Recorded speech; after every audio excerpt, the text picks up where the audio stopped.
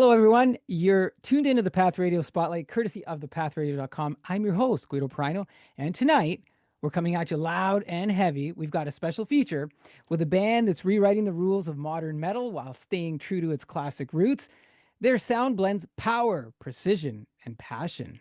Their videos are cinematic, and their latest single, Winds of Time, is a 10-minute epic that's turning heads across the metal world, already racking up nearly 400,000 views on YouTube and counting.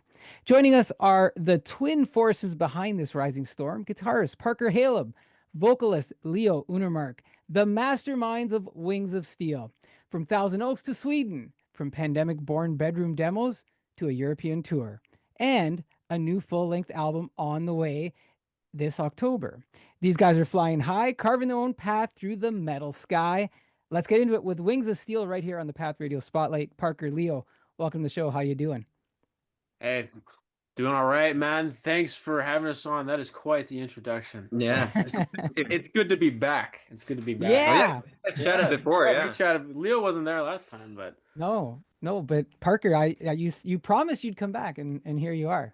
here we are. Yeah. Yeah. So look, we had a little bit of a hiccup, right? Like you guys were driving and to get here today and stuff, and what happened? The roads were busy, or?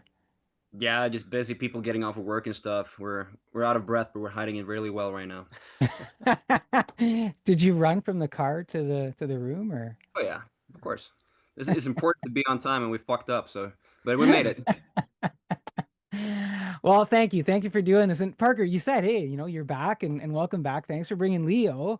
I don't know if you noticed, like, so the last video we did, we had some requests for Leo. You got a shout out, Parker, for just the format and us talking the way we did and getting into the different aspects of your journey. And we had some requests. They said, hey, can you bring Leo on? And so I had reached out. So it's a treat. Leo, thanks for joining us. Let's get some folks familiar with you too. Parker said that you met at Musicians Institute back in 2019. You instantly clicked over your love of bands like Blue Murder. Do you remember your first jam together? Can you tell us a little bit about it? Oh yeah, very clearly actually. I remember we were standing outside of school. There was some clinic going on. I believe it was Zach Wild was talking. Yeah. It's, was there. And Yeah. we were talking and we were chatting about which bands we had in common. And after that, we went upstairs to one of the rooms there where you can like rent out, and it's got like comes loaded with amps and stuff, all that stuff, like a rehearsal space. And we started jamming on Whitesnake. That's the first jamming session that I remember. And I think Still of the Night was probably the first song we did, or Crying in the Rain. Yeah. Probably both. Oh, that's cool. Have you played Still the Night since? We haven't done it live with the band. I mean, that would Yeah. be a really, really fun song Yeah. to play. Who knows? Yeah. We'll see. It's always hard to Yeah. choose covers. There's so many good songs, but Yeah. that's a very strong contender, right? Very significant one for Oh the two yeah. of us. Yeah. Right. Hopefully you'll do this to the fans. Give me a shout out if you say, hey, we remember Still the Night because of this guy Guido we talked to in Greater Toronto area. That's for Guido. Yeah, that's right. Listen, so you're based in Sweden, Parker's in LA. How do you guys maintain the intensity of your partnership across the ocean? Do you feel like it's more structured because of the distance or more spontaneous? Well, I'm born and raised in Sweden, but I actually live in Germany now. To make it more interesting than what you just said. Exactly, exactly. But no, I feel like we've been able to make the most out of a pretty tough situation when it comes to writing. Because essentially every time I go out to the U.S. now, since I'm no longer a student for a couple of years, I have to go there on a tourist visa, and I'm only allowed to stay in the country for actually less than 90 days, really. So I come out, and we have a lot of stuff to cover within those less than 90 days, and yeah, we usually knock out an album. But it's the writing, it's the recording, it's all of that. So it's you get up in the morning, you have breakfast, you hit the gym, and then you get going on what needs to get done. And we've been able to do it well so far. But it's certainly something that for the future, it would be amazing if we didn't have that kind of a pressure on us when we go to record these things. Yeah, I mean, I would say on that point, we really kind of operate on like a per endeavor basis. So right now I'm here in Europe actually because the past maybe we'll talk about this later, but we've been on a European tour for the past Yeah. several weeks. And so it's just I mean, it's the same thing when I come to Europe. I can come here for 90 days at a time, and then I have to split. So we just, we came here, and for the tour, we rehearsed for a couple days before the tour, and then we did that, and then yeah, last year when we wrote the album, he showed up, and uh, we got together and we recorded, and then that was it. And then all the other stuff with the social media and managing the band, and that side of the equation, that's okay if it happens remotely or not. And yeah, Well, we've made it it's work kind of this interesting. far. So You yeah. bring up an interesting dynamic though, because you created the sound during COVID, and there was some isolation going on there. So, when you look at your creative and the shift, are you in a different place now creatively that you can be together, in the same room or the same studio than you were then? Has the sound evolved because of that? I think the sound naturally progresses, just like I evolve as a musician, Parker evolves as a musician, also dynamically together as a unit, and as it relates to the sound, that also progresses with time. So I feel like we've certainly hit another level when it comes to that, and we're very stoked to share. We've got 2 singles out that we Yeah. just share pretty much, and I think that goes to show it a little bit. But yeah, the rest of the album too. I think Could you? I'll add on that point a little bit deeper though. Like, I think it's, artistically, the music comes from the same place. Like, it's always going to be a reflection of where we're at the time that we recorded, because we have, I mean, if you just look at the technical ability we have, this is just one of many metrics that creates the music, but like, that's going to be different. It was different 5 years ago. It's going to be different 5 years from now. But I always say, if Picasso only had three colors to paint with, he would still be Picasso. And your music is kind of the same way. Like, where we were at 5 years ago, locked inside COVID, writing that music, we were working with the perspective we had, and the, whatever we wanted to put in the music then, but it was still us writing the music. And the same is just as true today. We're working with where we're at, but it's still us, and it still has that essence in the music. So I think that's my 2 cents on Yeah, that. No, definitely. it's evolution, and you actually you said Picasso in colors, and you made me think of another artist, Piet Mondrian. He did paint in three colors: yellow, blue, and red. It was all squares, and he created the You wonderful can things that do he created. amazing things. The Yeah, saying in music is I mean, this is, maybe this has some other implications, but the jazz musician plays 1,000 chords for three people, and the blues musician plays three chords for 1,000 people. That's not entirely true, but it's a similar thing where you can do, if you remove the people side of that thing, right. you can do amazing things with 1,000 chords. You can do amazing things with three chords. So it's yeah. This is why when they listen to us talk, they fall in love with these interviews because look at the places we go, right? So, look, Leo, Parker credits you with most of the lyrics and the writing. How personal are the stories? You talked about your single, Winds of Time. Are they drawn from experience, or are they more of a reflection on the world around you? It's largely a reflection on the world around us, and of course that impacts you on a personal level as well. But it's being, just taking a step back, opening your eyes to all the immense suffering going around the world caused by the hands of very few, and how history tends to repeat itself in a sense where we're not really, it seems like we're not really learning from stuff that happened only, a few decades ago. um it's crazy to live in a time where that stuff is still so prevalent, and I feel like people are still ignoring it. At least a lot of people are. But I think it's important that we do our part and just put it out there with music. It doesn't have to be a big statement on picking any sides or anything, but just reflecting on it openly. I think that's what creative freedom is all about. Are you a political band? We're not a political Not band per directly. se, no. We certainly pay a lot of attention to what happens in the world, and we have our opinions on things, but it's a fine balance, because you know we we need to call things out in the music, but we also need to respect the fact that music is one of the few remaining things that we have left in society that That's it. will bring people together. That's it. And it's going to be, I think it's much more impactful, instead of just giving it a black and white, Yeah. political message, just to give it a more of a universal thing, to let people experience it in their own way, and they can kind of influence it that way, as opposed to, just try and vote for this guy, don't do this, don't Yeah. do that, It's like. it's not like that. We're not a political band in that sense. It's more so a thing of unity, right? Mhm. And we want to include as many people as we possibly can. It doesn't matter where you're from, what color of your skin it is, like what age you are, like what sex you have. Like it doesn't matter. We want to unify people as much as we can. That's the whole purpose with having a band and going out there and playing in the first place. Should be, anyways. It's also the duty of an artist to reflect on society. You know, And you got to be honest. Look at it like that. You got to be honest. You got to call shit out as it is. You know, if you're not honest with yourself, writing stuff is gonna come across as something else too. So yeah. I love it. The duty. And listen, you wouldn't be the first, and you won't be the last. It's just there's a lot of artists these days that are afraid to do that, and you get a different product sometimes. And not disparaging anyone, I'm just saying you get a different product. Parker, you've referenced in the past pulling influence from guys like Tony Iommi, Michael Schenker, John Sykes.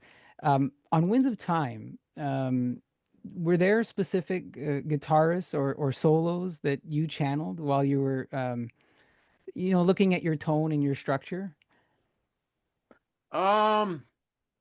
I don't know. That's a good. I didn't really think about like any of the sections like as I was writing it, like, oh, I want to really do this thing like this guy. It kind of just I mean, a lot of those solos kind of came because I come up with like the riff behind it and we had it, and then I was just jamming some stuff out and I'm like, this sounds cool, let's record that. But I mean, there's a perspective where, I could go through and I could dissect every single little phrase that I have. And as I mean, I'm a guitar teacher too. And as a musical analyst, I could say, okay, this is kind of reminiscent of this guy a little bit. This is kind of reminiscent of this. I mean, if you want, I can do some of that. But I mean, to kind of answer your question, it wasn't really like okay, I like this, I'm gonna tip the hat to this guy.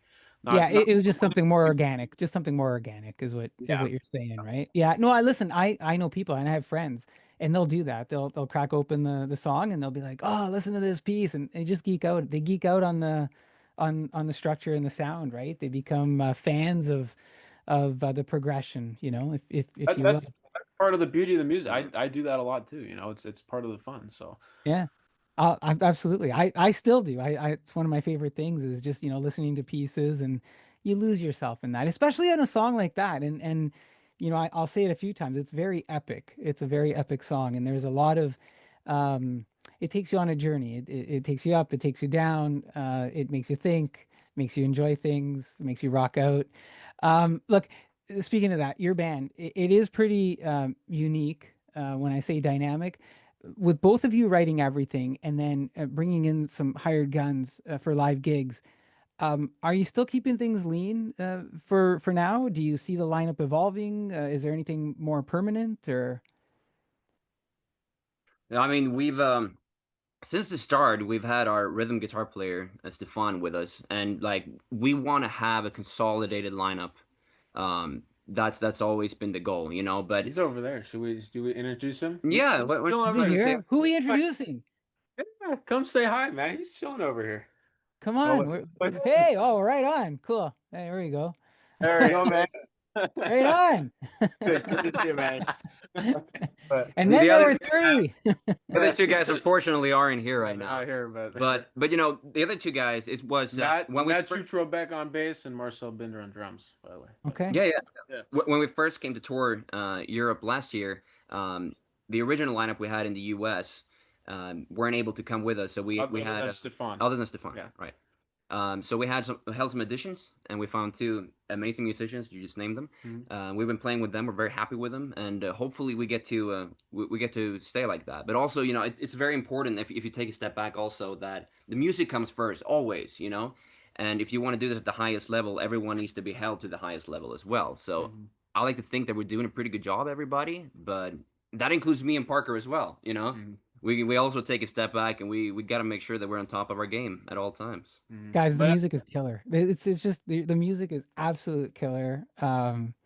Yeah, I just have this smile. Like I listen to it and it's just like, wow. It's just wow. That's great. Yeah. I mean, it's not, I don't want to make it sound like, Jesus, I can't believe it's coming from you guys. I just like, it's so, there's something reminiscent about it. Something classic about it, something modern about it. But, tight, professional, creative. Sorry, I'm not supposed to. I'm not. I shouldn't fan out as I'm, talking to you guys about this stuff. But I really enjoy the music too, so I have to just want to acknowledge that. And on the heels of that, I want to say congrats on the new single. Like we were originally talking about, Winds of Time. But look, it's a bold 10-minute track and video. What makes this the song, the right song, uh, to lead this next cycle where you're looking at, another album? And did anybody at any point go, guys, 10 minutes? Like, listen, I spin it on the radio, but it's 10 minutes. So in a 1 hour segment, right? Like it's 10 minutes of that 1 hour segment. Yeah. I mean, I can't let you Well, answer yeah, this. I'm just gonna say one thing real quick. Like, what could be the downfall can also be the unique selling point. That's what Mhm. I'm. that was our reason. But the real honest truth of why we decided to put this one as the first single is because when we were last year when we were together in LA, we were writing the new record. Um, that was pretty much the first song from the record that we wrote, and we're just like, you know what, this is badass, this is a statement, let's just put this out as the first single and do a video for it. And we're like, fuck yeah, let's do that. So that's where that, in all honesty, that's where it started. But now for the, the thing about it. So I think it's a very uncommon thing for bands to do, and for labels, and there's a lot of very obvious reasons why you would not want to put a 10-minute song as your lead single. One of them, importantly, being for radio. Most radio stations are not going to play a 10-minute song, and that's completely understandable. It's way too fucking long for most radio, but we are very surprised at how much, even with that being the normal way of doing things, we've still managed to get a lot of radio play with Bro, it. let's be And honest though. The radio you channels that know, have played us, they will play that song. they're You know, because they're there are cool. really cool There are a radio lot of people cool out there, man. So so there's that. But also too, like, when you, with most bands in the catalog, like a song like that, it's not unheard of for a metal band or style to write songs. Look at Rime of the Ancient Mariner by Iron Maiden, or I can list a dozen. It's not uncommon to write a big epic progressive tune like that. It's just most of the time they drop it at the end of the album, and it's like it's condemned to be a B-side, and there's a beauty to that too. But for us, like, that song has a lot of the core elements of what make our sound, and we were just like, you know what, let's put that at the forefront. That's what, if we're gonna get known for something, that's what we should get known for, because that's like, that's a very core fundamental thing of what we do. So it was really, we wanted to showcase that, we wanted to make a statement, we wanted to do something different. And also too, for us, I mean, that's the first. You can see the track listing of the album now. Actually, it's available for those of you who want to pre-save it on Spotify. But it's the first track on the album, and it kind of, we're introducing the songs to the public the same way that it's, at least with the first one, the same way that it's going to be the first introduced on the album. So it just felt like a proper entrance of letting people know what this next phase and this next record is all about. So I think you did all those things, and like I said, it's bold, it's epic, it's here I am. And it does, I think it does make a statement, and it sets things up for what's to come. And look, you're not the, like I've said, I keep saying it, you're not the first band to create, this really long song.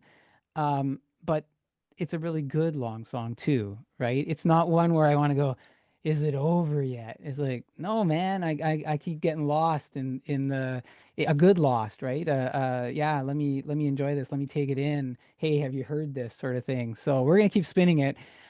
Look, a little bit about the song and the video. It does highlight humanity's darker moments. You kind of touched on that a little bit, Leo. Can you walk us through a few specific ideas or historical reflections that maybe either inspired the lyrics or the visuals?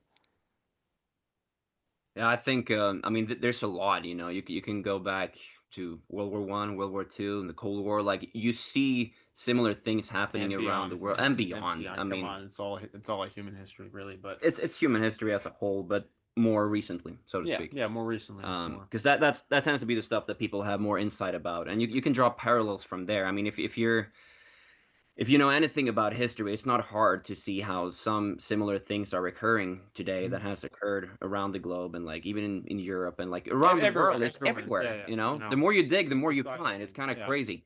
Um, So I mean, yeah, I think It's written from a more general standpoint. There's no like one specific. we didn't want to highlight one event. We didn't want to highlight one place because it's not one event in one place. Something that happened in the past in one place is happening today in another place.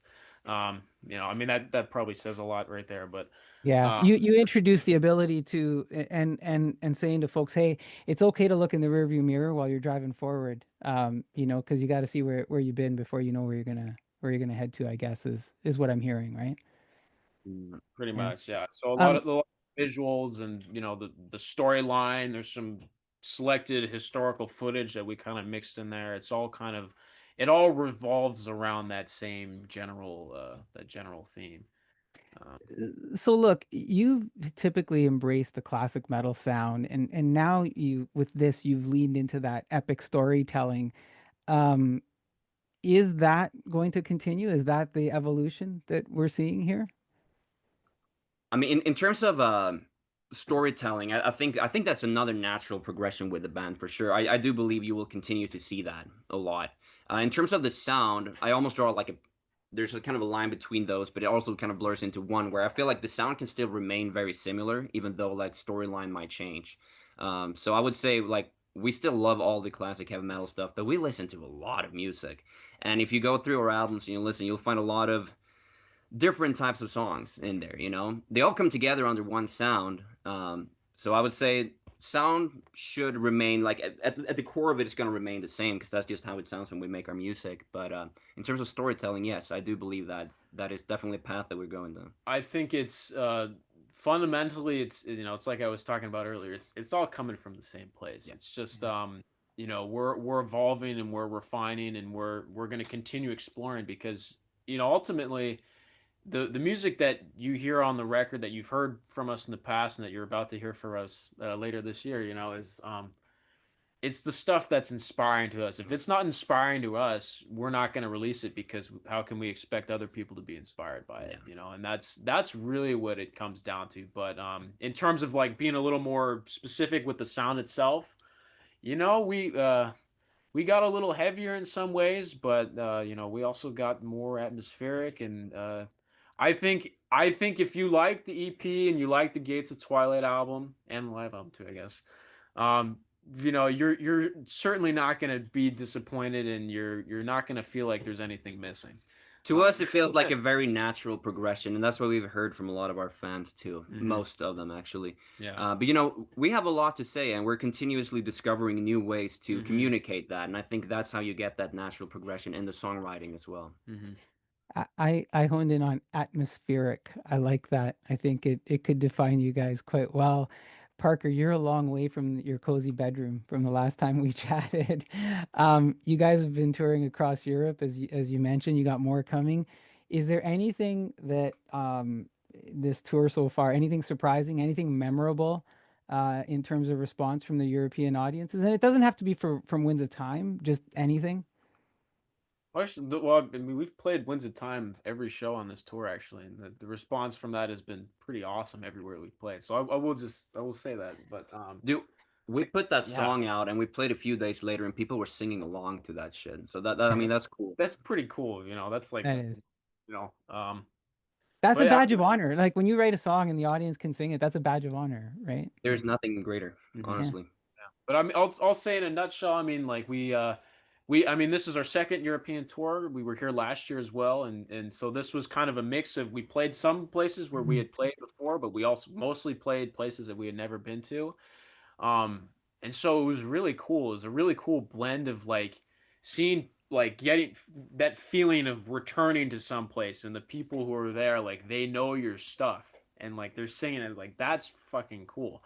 But at the same time too also getting more of that experience of playing for people who have never heard of you Mm. before and they're just like wow, and like Oh yeah, the you first know impression, the look people have on their faces as a first impression when they've never heard the band. Having people come up after the show and be mhm, like, I'd never heard your band before. My friend loves you guys, and then I came with to check it out, and like all the stories you hear people tell you about how they like discovered your band or haven't discovered your band, and this was their first experience, as well as what you're saying, which is you roll up to a territory for the first time in a foreign country that you've never been to begin yeah, with, and the place is packed and people are going crazy for you. I mean, that's just super humbling, to be It's honest. really, really, really cool. You know, I listen, I can completely relate to what you're saying. Like if I put myself in the, just not as somebody who promotes music, but just a fan, right?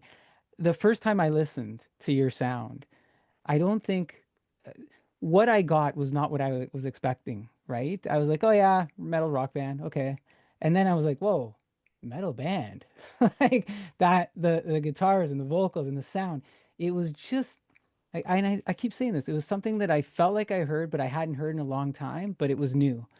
And it just feels like even now, like when I heard your new single, I felt that feeling again, right? And it's just something exciting. And so I'm thinking, yeah, I can get, Leo, when you're talking about the fans and those experiences and having those conversations, I can feel what those fans are saying to you or what you've encountered there. Just to try and correlate. Look, you've had some major, like you're doing the Europe tour, but you've had some online growth as well. And I always worry about bringing out the comparisons, but you talked about Maiden. You've been compared to Skid Row, Queensryche, and Maiden, right? When you hear things like that, how do you stay grounded? Because there's that bit of a rising buzz when you get compared to bands like that. How do you stay grounded and temper expectations? take it as a compliment because it is. These are all incredibly amazing bands, and to be compared and put on the same level as them is an honor. You Hmm. know, that's really what it comes down to, you know. But at the same time, as the musician, you also know that you are really nothing like them, you know. But Hmm. people hear what they hear, and that's completely fine. And like Parker said, you take it as a compliment. But you yourself, like, I don't think either one of us actually ever like, oh my God, I really do sound like him. Wow, I'm amazing. You know, like that's really not the response you get. It's more like you take it as a compliment, you continue to do your thing. You I know? think the other thing too is like it's very individual on a song by song basis too. Yeah, Some sure. songs get a lot of one band, some songs get a lot of another band, and then there's mix and carryover between all of them, and it's like It's only natural. it's a lot of the same. It's the same phenomenon that like you're gonna compare it to what you know. These are popular bands. A lot of people know them. There's similarities with their sound, so they're gonna be, oh, it sounds like this. That doesn't mean that somebody saying you sound like this doesn't mean, oh, this is them just trying to copy this band Sure. because we're Yeah. not. That's not what we do, you know. But there's similarities in the sound. It's totally it's understandable. I mean, that's what when we discover new music is, oh, this singer kind of sounds like this guy, this drummer kind of has a similar thing, but it's different, that's not a I think it's just a thing that people who know music and they're into music, they do it to kind of get a sense of defining it, but Right. I mean, the reality is with every great band in history, Yeah. like that band is that band. Yeah. You can put them in. This is, genre is it's just a label at the end of the day. It's words. It doesn't, the music and the band and what they're doing, that's always going to be Yeah. its own thing. And so, Yeah, But you define you. I mean, listen, if somebody ever said, "Hey, you sound like Parker," I'd be like, "Hey, that's cool, man." Like I'd take that as a compliment. I'd be like, "Yeah." I don't quite have the hair or anything, but or um look, you got the new album dropping in October. We've talked about a little bit about the evolution, the storytelling, etc. Any other surprises? Anything you can tell us? Any hints? Anything else you can tell us in terms of direction of the album or touring or anything else? yeah, I mean, right now, let's just start with touring then. Right now, we're having a little break in our current tour. We're gonna get back on it again in September, and we'll be playing. We'll be playing in France. European tour. Yeah, that's what it is. Yes. And we'll be playing in France. We'll be playing in Belgium. We'll be playing in the Netherlands. Spain and a couple more festivals in Germany as well. Right on. Um, September through October. So there's that. Next, and also more importantly, because it relates to the album. Well, not more important, but whatever.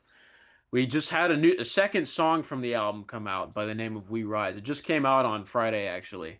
Um, so that press release is still making its ways around. But we just had that song and a music video come out, as well as the CD and vinyl pre-order for the full album Wins of Time. Now, the full album Wins of Time, the official release date is October 17th.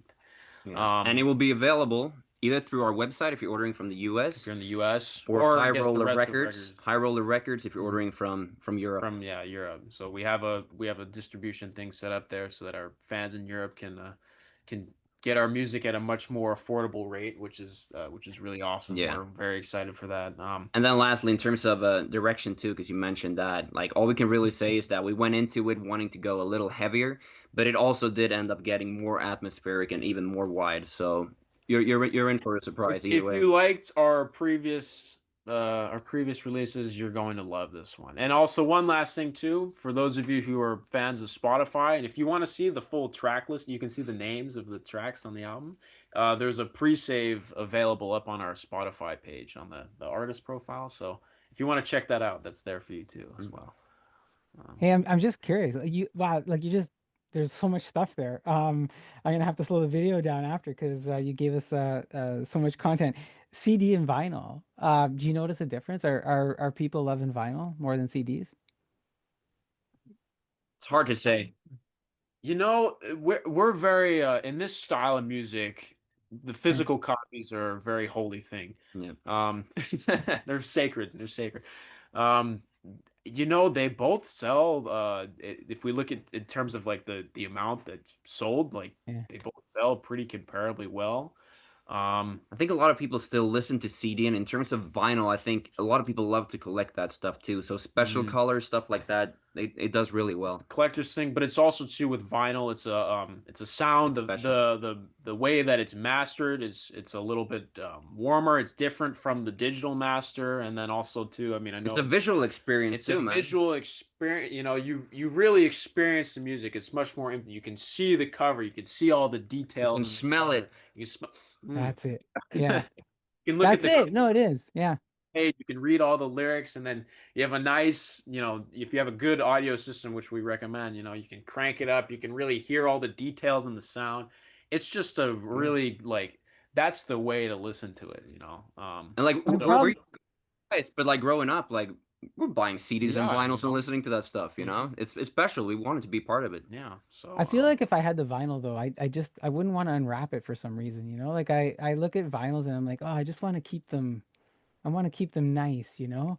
But you're right, like it's the opening and the cracking of it, and like sometimes, you know, the spine and there's something about the manufacturing smell of it when it's Yeah. brand new Yeah, and yeah, stuff, yeah. And right? you're also Right? like you're owning part of the band. Like Yeah. you're literally owning part of it. If you're Yeah. listening to like Spotify, Spotify is great for a lot of different reasons, but everyone, as everyone knows, it doesn't Mhm. pay the artist very much. By supporting the band through CD or vinyl, like that is the best way to do it. And that's the thing that's really cool for us too is it also, you know, it shows us like, you know, yeah, it's a very important thing in the especially in the rock and metal community, but also like, you know, we have incredibly supportive fans all over the Oh, world, wow. and we're totally blown away by their support, and you know them going and purchasing our vinyl or CD or shirt or even going and just streaming our song. You know what? It helps, and it's really fucking cool. Anything. You know? So And just sending us messages and sending commenting and all that messages, you stuff, know, I mean. spreading the word. I think the biggest reason why Wings of Steel is doing so well is because people are talking about Because the it. band's because of you. Yeah, it's because of all of you. You guys are amazing. It's yeah. Tell me So something. So just on the heels of that, and then we'll close things out. You've got your website, wingsofsteelband.com. But do you Instagram, Facebook, TikTok, like where YouTube, what's the other channel, or where would you prefer to engage with fans? those are all the other places we are actually. Yes. Yeah. We got You have a favorite? Instagram is Wings of Steel Band. That's our username. Yeah. Facebook, you'll find us. I think just look up Wings of Steel. You'll find You it. find us in a mobile game. Yeah. And then YouTube, you look up Wings of Steel. You'll find it. TikTok, I think is Wings of Steel Band, or is it Wings of Steel? Yeah, we're there. We're on TikTok. We're on it. We weren't on it for Yeah. a while. We're starting to finally come around on it. Sadly. So there's that. Then of course, if for those of you guys are into streaming, we're on Spotify, Apple Music, all the Deezer title, major platforms. And Do you then yeah, engage with fan? Do you engage with fans on any of them? Oh, yeah, it's all the time. I mean, Right on. try to get back to all the messages and all the comments that we get. Of course, it's not always so easy, Sometimes, especially when you're there's on a the lot. road and there's a lot Yeah. for you to do. But we really, really love the crap out of our fans, and we try to be there for them just as much as they're there for us. But the best way we can do that, of course, is to go out live and just be there for everyone. Yeah. I mean, sometimes it is difficult to get back to us. I mean, we're only human, we have to sleep and relax and, and come back into real world for a second or two, So sometimes we miss stuff or it takes a little long, but we really do try to get back to everybody and yeah, again, we're really grateful for everybody that's letting us know what they think and showing their support and, really. Thank you, fellas. Look, that is the powerhouse duo behind Wings of Steel, Parker Halub, Leo Unnermark, sharing their story behind the riffs, the roar, and the rise of one of the most exciting bands in modern metal. If you haven't already, dive headfirst into their new single, Winds of Time, a 10-minute journey through darkness, power, and reflection. Available now on all streaming platforms, and you could pick up your own hand-in copy. And join everybody with the video streaming almost over 400,000 views on YouTube. So look, don't stop there. Their previous releases, Leather and Lace, Garden of Eden, Stormchild, they're ready to blast through your speakers like a freight train of melody and grit. Trust me, you're going to want to catch this band before they take off into the stratosphere. The Flight Over Europe tour was in full swing this summer with shows across France, Germany, Austria, Poland, Finland, more. Plus, fall dates taking them into Spain, Belgium, and Netherlands. Full tour details and tickets are available at wingsofsteelband.com. We'll have all the other socials in the notes. Whether they're taking us into the sun or through the gates of twilight, Wings of Steel are forging their own path, loud, proud, entirely uncompromising. Until next time, keep your horns and volume high. I'll have the socials in the show notes. Catch Wings of Steel on thepathradio.com. Parker, Leo, thank you again. I hope you'll join us sometime in the future here on the Spotlight, and take care.